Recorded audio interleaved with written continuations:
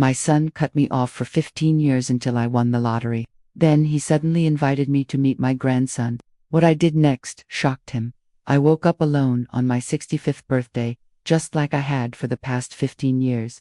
The small apartment in Portland felt emptier than usual as I shuffled into the kitchen and made my morning coffee. On the table sat one sad little card from the church, the only one that remembered. Beside it was a photo of my son Richard, frozen in time from 15 years ago. The last photo I had of him. I touched his face through the glass, remembering the little boy who once couldn't sleep without my goodnight kiss, who used to crawl into my bed during thunderstorms. How did we get here? How did I become the mother whose son pretended she didn't exist? Working double shifts as a nurse after his father walked out wasn't a choice, it was survival. Every extra hour meant Richard had the books he needed, the sports equipment, and eventually his college tuition, paid in full by me. But to him, those hours felt like abandonment. My financial caution became control.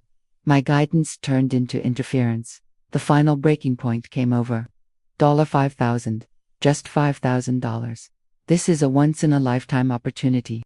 Mom, MedTech Solutions is going to revolutionize the market, he said. His eyes burned with that familiar intensity, the same look he'd had with 3 previous sure things that had already burned through his savings. I can't, Richard Bofta, that money is for emergencies, I told him. His face hardened into something I didn't recognize. You've always been like this, controlling, untrusting. How can you say you love me but not trust me? It's my money you want, not my love, I replied. Those words haunted me. I regretted them every single day. On my birthday that morning, I made a decision. No more lonely anniversaries. 3 hours later, I was parked outside his home in Seattle, a beautiful 2-story house in a neighborhood I could never have afforded on my nurse's salary. Through the window, I could see balloons. Of course, we shared the same birthday. My son was turning 40 that day. My hands trembled as I rang the doorbell. The laughter inside stopped instantly. Footsteps approached. Then Richard appeared, looking successful in his expensive sweater. His face hardened the moment he saw me. What are you doing here? The words landed between us like ice. Before I could answer, a woman stepped beside him, Vanessa, his wife. She looked me over with cool disdain. Today's not a good time, Richard said, already starting to close the door. But not before I caught a glimpse of a child running through the living room. A boy I had never met, my grandson. Please, I whispered. I just wanted to wish you. You're not welcome here. I thought I made that clear. The door shut in my face. I stood alone on the porch, tears streaming down my cheeks, while the party resumed inside as if nothing had happened. 15 years of separation, and my own son couldn't spare me 5 minutes on our shared birthday. I drove home wondering, what hurt more, being rejected again, or knowing there was a child out there who didn't even know I existed. Months passed. I buried myself in volunteer work at the local library, where shelves and pages needing organization didn't judge or reject you. That's where I met Eleanor, an elegant retired attorney with sharp eyes that missed nothing. You're carrying something heavy, she said one afternoon, sliding into the chair across from me. I tried to brush it off at first, but something about Eleanor's no-nonsense presence broke through my walls. Before I knew it, I was telling her everything: Richard, the estrangement, the birthday disaster. Have you tried writing him? She asked. I laughed bitterly. Letters, emails, birthday cards, 15 years worth, all returned, unopened door, ignored completely. Eleanor nodded thoughtfully. But have you ever written the truth? She asked. Not what you think he wants to hear, but the raw truth. That night, I wrote by hand until my fingers cramped. I poured everything onto those pages. How my so-called controlling nature came from the terror of losing him the way I'd lost his father, how watching him from a distance through mutual acquaintances had been my only connection to his life, how desperately I wanted to know my grandson. No excuses, just the truth, and an apology. 3 weeks later, a manila envelope arrived. My hands shook as I opened it, hope rising like a foolish bubble in my chest. Inside were the torn pieces of my letter, ripped into jagged confetti. A yellow post-it note was stuck to them. It read simply, "Stop trying to enter our lives." I sat there motionless, the pieces of my heart scattered across my lap just like the shredded paper. In my bedroom closet sat a box containing 15 years of unsent birthday gifts for a grandson who didn't know me. That night, I added the torn letter to the collection. The next day at the library, I overheard a mutual acquaintance mention that Richard had been promoted to vice president of marketing at BrightPath Industries, not MedTech Solutions, the company he'd wanted my $5,000 for. A quick internet search showed that MedTech had gone bankrupt just 2 years after our falling out. Curiosity pulled me deeper online.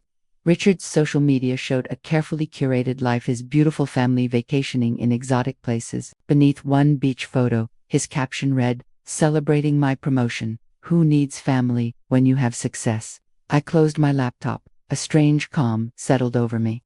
15 years of begging for scraps of affection was enough. I would stop fighting for someone who had written me out of his life so completely. That night, I gathered all the unsent cards and gifts and sealed them in a storage container. I didn't throw them away. I wasn't ready for that, but I acknowledged they belonged to a reality that would never exist. Time to start living for myself. I whispered to the empty room. I had no idea how dramatically that decision would change everything. 1 year later, I barely recognized my life. My small circle of friends had grown. I joined a book club through the library. I even tried water aerobics at Eleanor's insistence, though I still insisted it was glorified splashing. "Anything else?" the cashier asked at Morgan's Market. As I paid for my groceries, he gestured toward the lottery ticket display. "Jackpots up to $220 million. Everyone's buying tickets." I'd never played the lottery. Too many years, watching patients gamble away rent money, had soured me on games of chance. But something, maybe the milestone of surviving a full year without contacting Richard, made me pause. "Why not?" I said. "One ticket." I handed over $2. The ticket sat forgotten in my purse until 3 nights later, when I absent-mindedly turned on the evening news during dinner. "Tonight's Powerball numbers are..." My hand froze mid-bite as the numbers appeared on the screen. Slowly, I reached into my purse and pulled out the crumpled ticket. I checked once, twice, 3 times. My heart thundered so loudly I could barely hear the announcer confirm there was a single winner in Portland, Oregon. I sat motionless until midnight, staring at the ticket. $220 million. It couldn't be real, but it was. The attorney I contacted the next day looked just as stunned. "Miss Wilson, you understand that's $128 million after taxes as a lump sum payment." I nodded, still numb. "Oregon allows winners to maintain some anonymity by claiming through trusts or LLCs, he explained. "Your name will be public record, but we can make it generic." As he detailed the process, a memory surfaced Richard's face when I'd refused him that $5,000, the bitterness in his eyes, the accusation that I didn't trust his judgment. Now, here I was, trying to comprehend more money than I ever imagined. "You have no idea how many people will come crawling out of the woodwork," the attorney warned. "Family you haven't heard from in decades will suddenly remember how close you were." Family. The word hung in the air. Richard's face flashed in my mind, followed by the brief glimpse of my grandson before the door had slammed shut. A strange feeling settled over me.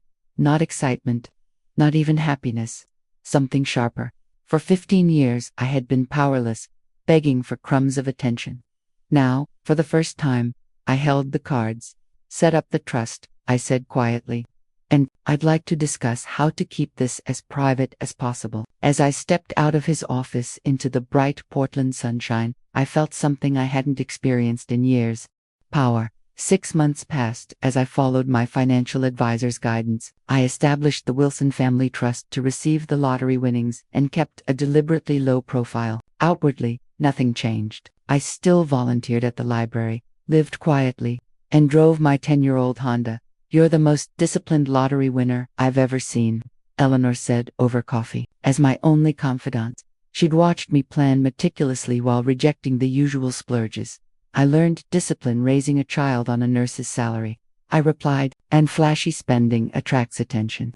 I did allow myself one carefully calculated indulgence, a modest but beautiful 3-bedroom house in a quiet Portland neighborhood. To explain the purchase, I casually told acquaintances I'd sold family property in the Midwest that had been tied up in legal disputes for years. 6 months after claiming my winnings, I was arranging books at the library when my phone buzzed with an email notification. My heart skipped when I saw the sender, Richard Wilson. "Mom, it's been a while. Heard from Sarah Miller that you moved to a nicer house. Everything okay? Maybe we could talk sometime." 15 years of silence, and now this casual message, as if we'd spoken just last week. I leaned against the bookshelf, my hands shaking. That evening, I researched Brightpath Industries. I discovered they were embroiled in a marketing ethics scandal. Several executives were under internal investigation. Richard's name appeared in multiple articles. The timing was too perfect. After 15 years, Richard suddenly reached out just as his professional life was unraveling.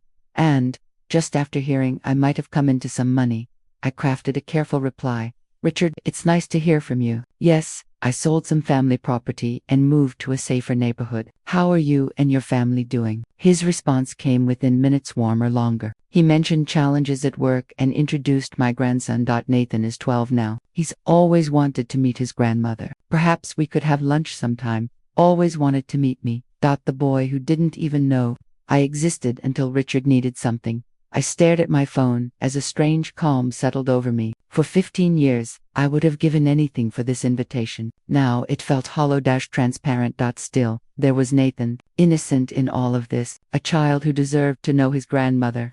Regardless of his parents' motives, I'd love that. I replied while my mind quietly began forming a plan. Harbor View in Seattle was Richard's choice. Upscale, with floor-to-ceiling windows overlooking Elliott Bay. I arrived early. Dressed simply but well, in a blue dress I'd splurged on. My only visible concession to my new wealth was my car, a new Volvo SUV, which I justified as being safer for potential visits from a grandson. Richard, Vanessa, and Nathan arrived precisely on time. Richard looked thinner than I remembered. Tension etched into his handsome face. Vanessa was polished to perfection in designer clothes that couldn't quite hide her calculating gaze. And Nathan, my heart squeezed at the sight of him. Tall for 12, with Richard's eyes and a cautious expression that broke my heart. Nathan, I said softly, resisting the urge to hug him. I'm so happy to finally meet you. He glanced at his father before extending his hand formally. Nice to meet you too, Mrs. Wilson. You can call me Grandma, I offered, or Margaret, if that's more comfortable. Richard immediately steered us to the table and dominated the conversation, listing Nathan's academic achievements and sports victories, as if presenting a resume rather than describing a child. Throughout lunch, Richard and Vanessa casually probed about my supposed windfall from the family property. That neighborhood must have cost quite a bit, Vanessa remarked, her eyes flicking to my simple jewelry, as if appraising it. I deflected and turned back to Nathan. What subjects do you enjoy in school? His face lit up. Science and history. I'm doing a project on immigration patterns right now. Actually, my teacher says Nathan excels in everything, Richard cut in. Top of his class, just like I was. I noticed Nathan's shoulders slump. His excitement dimmed instantly. It hurt to watch. It reminded me painfully of Richard at that same age, when his father used to brush past his accomplishments without listening. When the check arrived, Richard patted his pockets theatrically. Seems I left my wallet in my other jacket. I smiled calmly, noting the expensive watch still on his wrist, and paid without comment. In the parking lot, Richard said casually, we're going through a rough patch. The company's reorganizing, and Nathan's private school tuition is due soon. I nodded without committing to anything. I'm just glad we're reconnecting. As Richard and Vanessa argued quietly by their car, Nathan approached me hesitantly. You don't seem sick, he said in a low voice. Sick? I asked. He glanced nervously toward his parents. Dad said you had a brain disease, that it made you confused and weak. That's why you never visited or called. My heart froze. Before I could respond, Richard called sharply for Nathan. The boy hurried back, but not before quickly grabbing my phone and typing something into it. When I got home, I checked my phone. Nathan had added his contact information with a simple message. Can we talk sometimes? Tears filled my eyes, but they weren't from sadness anymore. They came from something far more dangerous. Rage. In the weeks after our lunch, Richard increased contact. Every message was thinly veiled, carefully referencing his financial troubles. Meanwhile, I began building a careful relationship with Nathan through text messages. I never directly contradicted Richard's lies, but I shared stories of my volunteer work, my travels with friends, my active life. Did you really climb Mount Hood last year? Nathan texted one evening. Dad said your condition made it hard for you to even walk sometimes. The view from the summit was breathtaking, I replied, attaching a photo of myself at Timberline Lodge. I've always loved hiking. His response came quickly. Dad must have been confused then. One afternoon, Nathan mentioned his upcoming history presentation. It's about immigration patterns, including how your parents came to America. I wish you could come, but it's on a Thursday next month. My pulse quickened. I could drive up for it. Really? I can put you on the visitor list. Each student gets 4 family slots. On the day of the presentation, I arrived at Seattle Prep an hour early, my heart pounding as I signed in at the front office. The receptionist smiled warmly. You must be Nathan's grandmother. He's so excited you're here. In the hallway, I met Mr. Collins, Nathan's history teacher. He shook my hand enthusiastically. Mrs. Wilson, Nathan's been telling us you might come. It's wonderful to finally meet you finally. I asked. Well, yes, he said. After all these years of hearing about your condition, it's remarkable to see you doing so well. My stomach dropped. My condition. Mr. Collins shifted uncomfortably. The early onset dementia Richard explained at every parent-teacher conference. He said you couldn't travel or handle social situations. Nathan even raised money for research. The floor seemed to tilt beneath me. I steadied myself against the wall. Richard hadn't just cut me out of their lives. He'd created an elaborate fiction, portraying me as mentally incompetent while I was sending cards and letters, begging to be included. He was telling everyone, including my own grandson, that I was too ill to function. The presentations began before I could fully process it. I sat rigidly in the back row, watching Nathan speak confidently about our family history facts I'd shared through texts, woven skillfully into his narrative. When he spotted me, his face lit up briefly before he refocused on his presentation. Afterward, as families gathered in the hallway, I saw Richard and Vanessa enter, scanning the crowd. Richard's face drained of color when he saw me speaking with Mr. Collins. What are you doing here? He hissed, pulling me aside. Nathan invited me, I said calmly, even as my heart raced. Funny thing, Mr. Collins mentioned my condition, the dementia you've apparently been describing to everyone for years. Richard's eyes darted around the room. This isn't the place. No, I agreed, my voice steady despite my shaking hands. It isn't, but we will discuss it soon. As I walked away, Nathan ran up to me, beaming. You came? I hugged him, our first embrace. Over his shoulder, I caught Richard's gaze, cold, calculating. The lines had been drawn, and for the first time in 15 years, I wasn't the one at a disadvantage. He told everyone I had dementia. I said later to Eleanor. She nearly spilled her tea. That's Margaret, that's monstrous. I nodded. The shock had settled into a simmering fury I barely recognized in myself. While I was sending cards and gifts, he was telling Nathan I was too sick to even know who he was. Eleanor set her cup down with deliberate precision. What's your next move? I don't know, I admitted. Part of me wants to expose him, to tell Nathan everything, but that would only hurt the boy. I met her gaze, steady and clear. And the other part wants to know how deep this goes. The next day, Eleanor connected me with Martin Reeves, a discreet private investigator she'd used during her legal career. Just information gathering, she assured me, nothing illegal. What Martin uncovered went far beyond my darkest suspicions. Richard was drowning in debt, his mortgage underwater, credit cards maxed out, high-interest loans stacked on top of each other. The Bright Path scandal ran deeper than the headline suggested. Marketing campaigns had exaggerated benefits and downplayed side effects of certain medications, and Richard's signature was on the approvals. He's looking at potential termination, Martin explained. The company's conducting internal investigations before the FDA gets involved. But the most disturbing discovery came from Nathan's school records. Richard and Vanessa had applied to transfer him to an international school in Vancouver, Canada. The application required a substantial deposit and proof of Canadian residence within 30 days. They were planning to run using my money. As if on cue, Richard's pressure intensified. His hints grew less subtle. Nathan's school is increasing tuition, he mentioned casually during one call. And with the housing market the way it is, we might need to downsize drastically. During a video chat supposedly so Nathan could show me his science project, Vanessa accidentally left investment brochures visible in the background. Property developments in Vancouver. I maintained my facade of sympathetic obliviousness while quietly setting my trap. I mentioned an upcoming visit to a financial advisor to adjust my will to include Nathan. I arranged a brief coffee meeting where Vanessa just happened to glimpse bank statements. Inside my purse only a fraction of my wealth, but more than enough to hook them.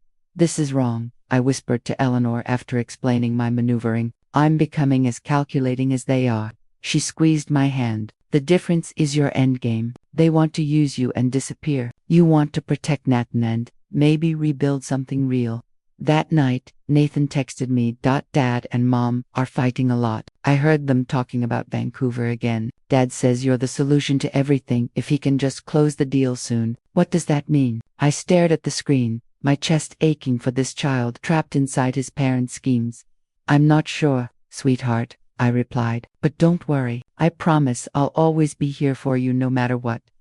It wasn't a promise I intended to break, not like the ones Richard had been making all these years. I appreciate you making time for dinner, just the two of us, Richard said a few days later. His smile didn't quite reach his eyes. He'd chosen another expensive Seattle restaurant, far beyond what his financial situation should have allowed.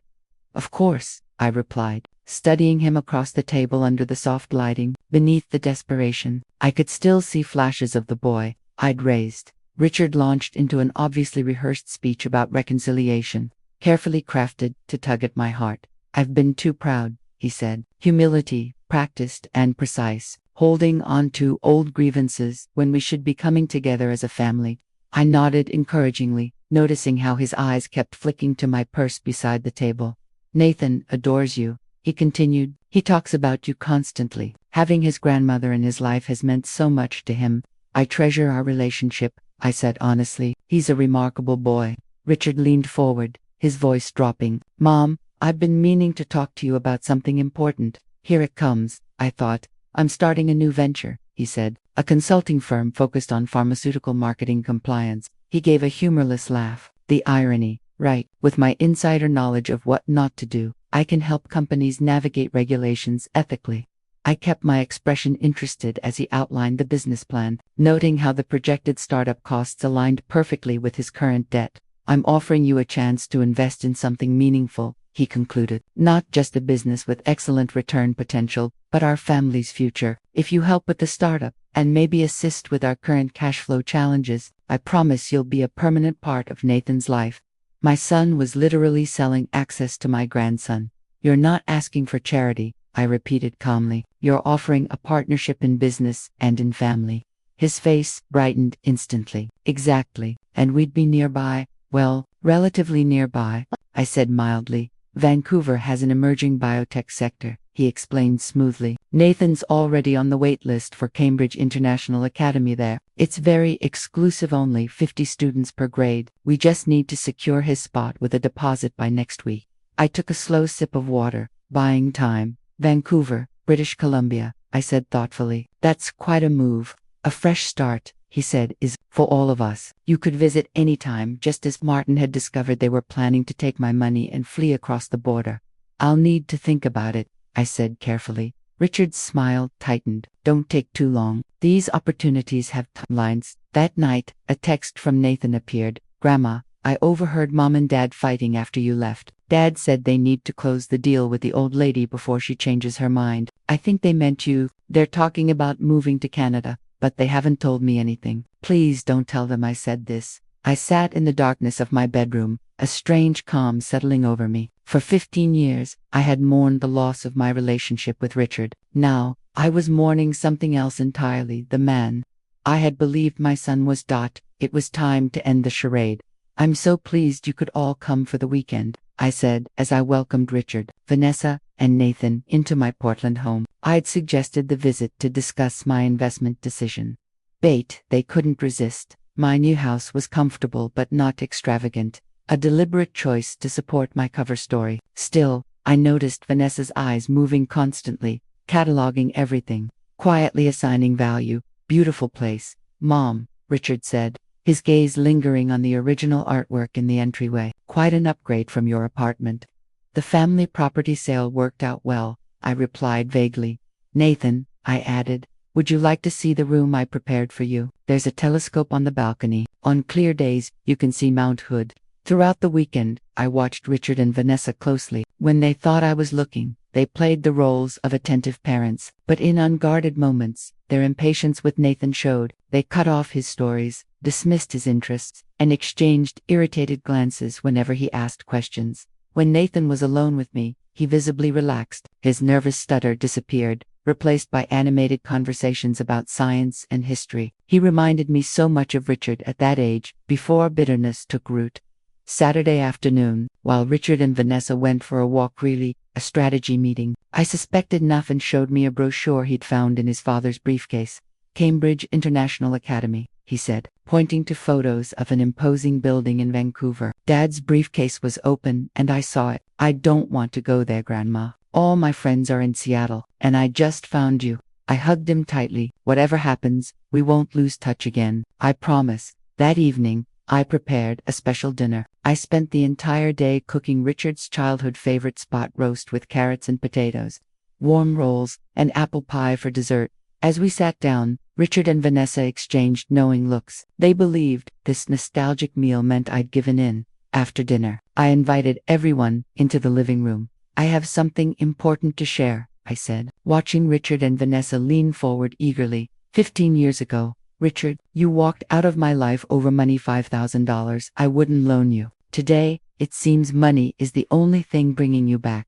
Richard's smile faltered. Mom, that's not fair. I raised my hand, silencing him. I hired a private investigator. The color drained from his face as I placed a folder on the coffee table. He documented everything. The lies about my dementia, your financial problems, the Vancouver plans you're hiding from Nathan, and the Bright Path investigation. I know exactly why you suddenly remembered you had a mother after 15 years. Vanessa stood abruptly. This is outrageous. You spied on us. I protected myself, I said calmly. Then I looked at Nathan. Richard's shock quickly turned to anger. So this whole reconciliation was just a setup. You're no better than you claim we are. The difference, I said quietly, is that I genuinely wanted to know my grandson. You just wanted my money. Nathan's voice cut through the tension. Is it true, Dad, about Grandma's disease, about Vancouver? The silence that followed answered him. The next morning, after a night of painful truths, we gathered again in the living room. Richard looked haggard, Vanessa was tight and rigid, and Nathan, my heart ached for him, wore the stunned expression of a child whose world had shifted beneath his feet. I have a proposal, I said, placing a manila envelope on the coffee table. Richard eyed it warily. More investigative reports? No, I replied. A possible solution. I laid out my terms clearly.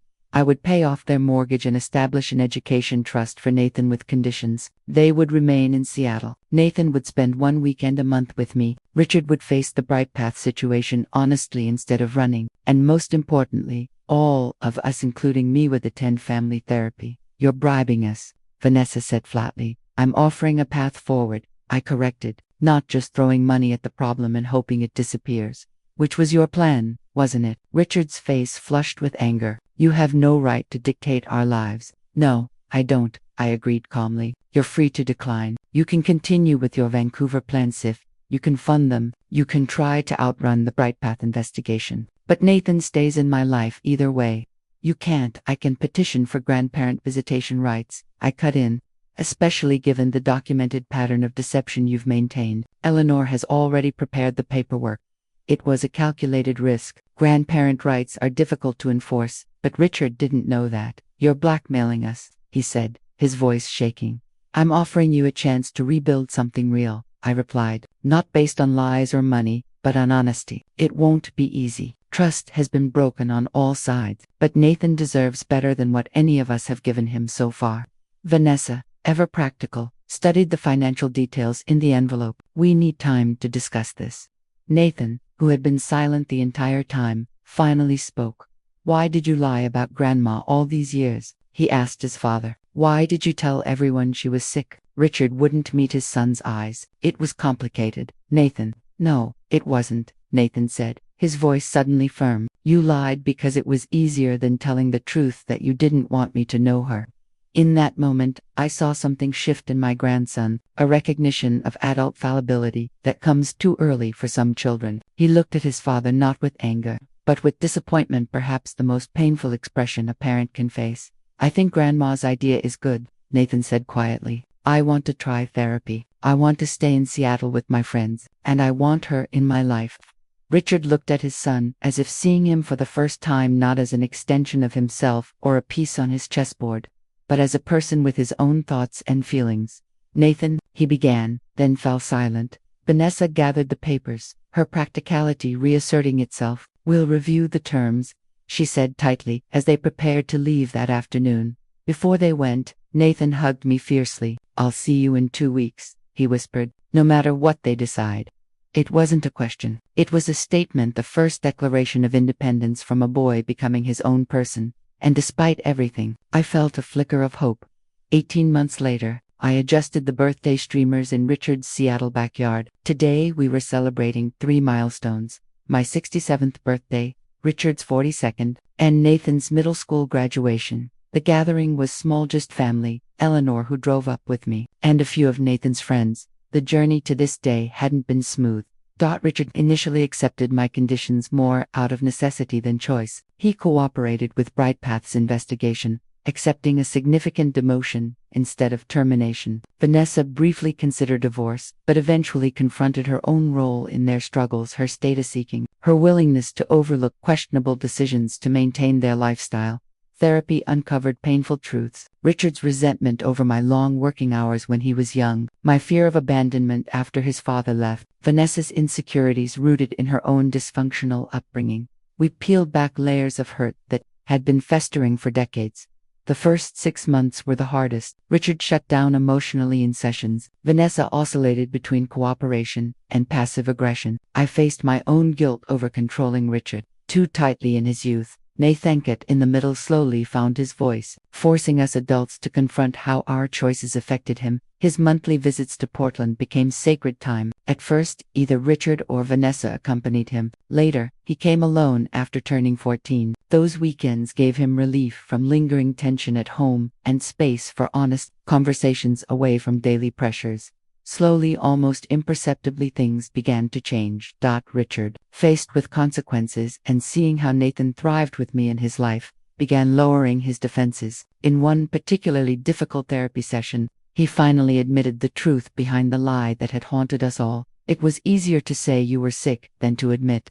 I cut you out because of pride," he said, "and then I was trapped in that lie for years." Now, as I watch Nathan show Richard his science fair project on the patio, something unimaginable. A year ago, Vanessa approaches me with 2 glasses of lemonade. "He still struggles to say it," she says quietly, nodding toward Richard. "But things are changing. He talked about you yesterday." Good memories he'd forgotten. "Families are complicated," I reply. "None of us gets it right all the time." Later, after everyone leaves, Nathan hands me his gift, a photo album he's put together throughout the year. It mixes old pictures of Richard and me with new ones of all of us together. On the last page is a recent photo of the 4 of us. Beneath it, a simple caption: "Family. Imperfect, but ours." I understood then that my real victory was never the lottery. That secret remains mine. I never fully revealed it, though Richard and Vanessa still occasionally speculate about where my money truly came from.